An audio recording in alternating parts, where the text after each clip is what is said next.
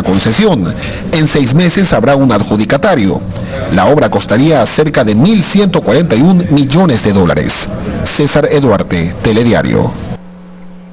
Y precisamente para conocer los beneficios, no solamente en infraestructura, sino también en cuanto a la generación de empleo que va a facilitar la construcción del viaducto sur de Guayaquil, vamos a saludar vía telefónica al secretario nacional de Gestión de la Política, Paul Granda, quien estuvo involucrado de cerca en el desarrollo de este proyecto. Muchísimas gracias, ministro, por atender esta llamada y sobre todo por atender este espacio de entrevistas. El presidente Lenín Moreno presentó públicamente el concurso para la construcción de este viaducto. Cuéntenos un poco sobre los beneficios que va a generar, no solamente en la ciudad, sino en todo el país.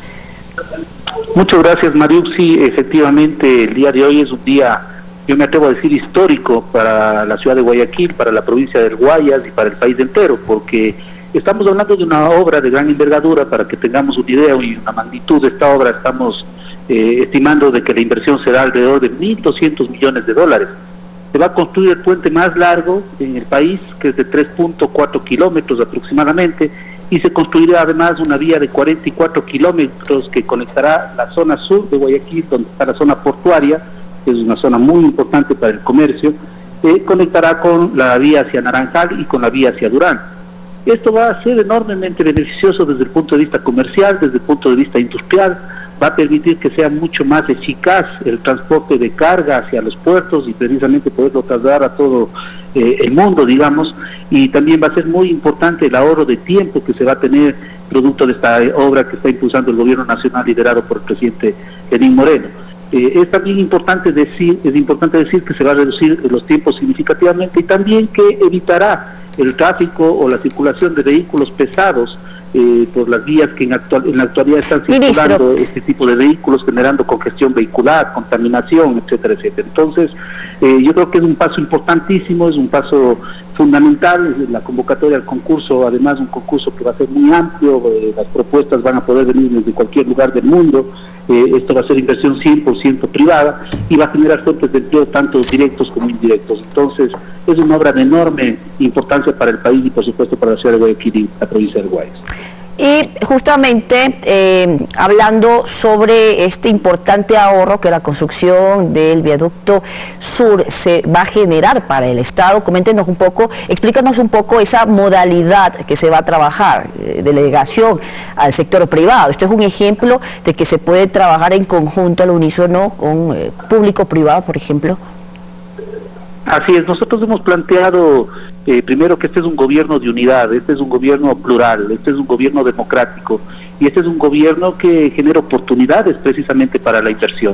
En esa línea de conducta hacemos una convocatoria de carácter internacional para que un consorcio, para que una empresa nacional, extranjera o incluso mixta pueda acudir con una oferta de lo que representará la construcción de esta obra y también con el financiamiento que corresponda.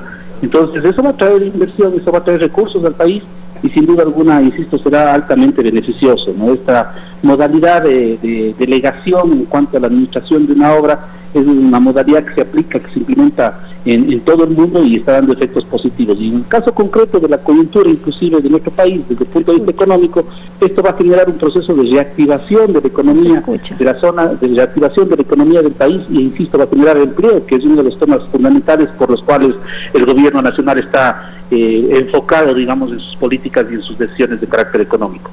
Además de generar empleo, ministro, también va a aumentar, ¿no?, la competitividad de los puertos. Eso es muy importante, el comercio, la productividad del país.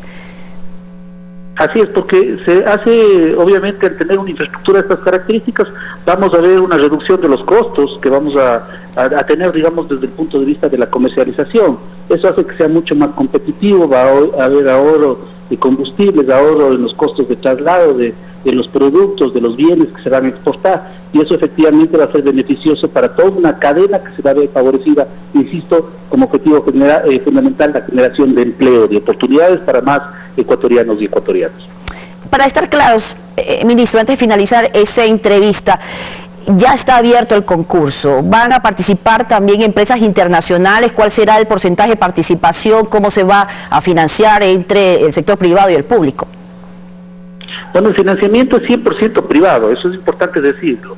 Es decir, no va a costar un solo centavo al erario nacional, no va a representar una inversión del gobierno nacional ni un solo centavo, más bien por el contrario, va a ser el sector privado.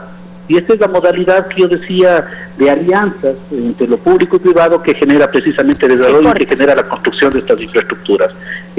Sin duda alguna, este es un avance significativo, digamos, en la diferente visión que el gobierno nacional está implementando, donde va a primar por sobre todas las cosas la transparencia. Aquí podrán participar consorcios nacionales, podrán participar consorcios nacionales e internacionales, e incluso empresas del extranjero que quieran participar y hacer su oferta con financiamiento, ¿no?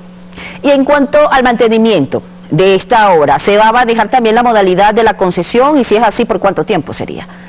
Bueno, está planificado 40 años y efectivamente va a estar garantizado el mantenimiento, que eso es vital. No solamente hay que construir, esa es una visión del presidente Lenín Moreno, no solo hay que hacer las cosas bien, sino que hay que administrarlas extraordinariamente bien. Es decir, que tengamos la garantía suficiente de que la obra construida va a tener el mantenimiento que corresponde y el Ecuador va a tener una infraestructura que con proyección no solamente de 40 años, sino mucho más.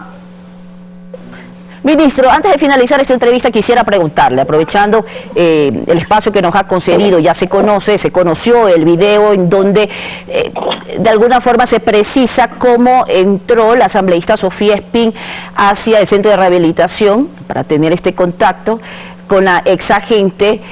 Se desconoce aún de qué forma o qué se dijo para que pudiera entrar, luego de confirmar de que no se presentó ningún tipo de documentación, como ya le había dicho, incluso que le había puesto un sello en el brazo. ¿Cree usted que esto debería de alguna forma comprometer el accionar contundente desde la Asamblea Nacional, incluso que sea separada del Legislativo?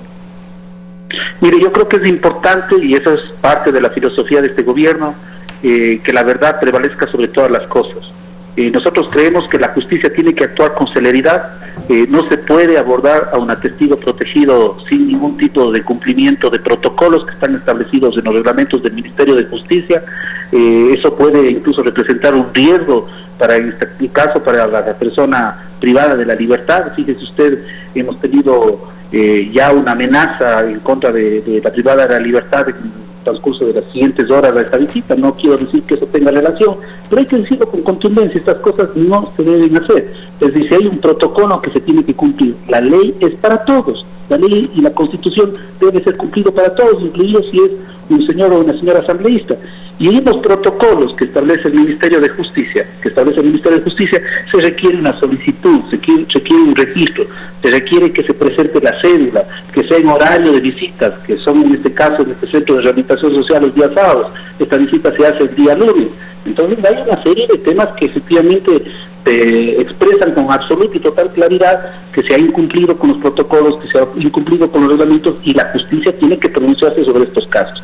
¿Cuál es el contenido de la conversación del asambleísta con, en este caso, la testigo protegida? Eso tiene que dilucidarlo precisamente la función judicial y en este caso la fiscalía, que ellos tendrán que efectivamente llegar a una conclusión para saber exactamente cuál fue el contenido de esa conversación y evidentemente si es que existe algún tipo de delito, ¿no?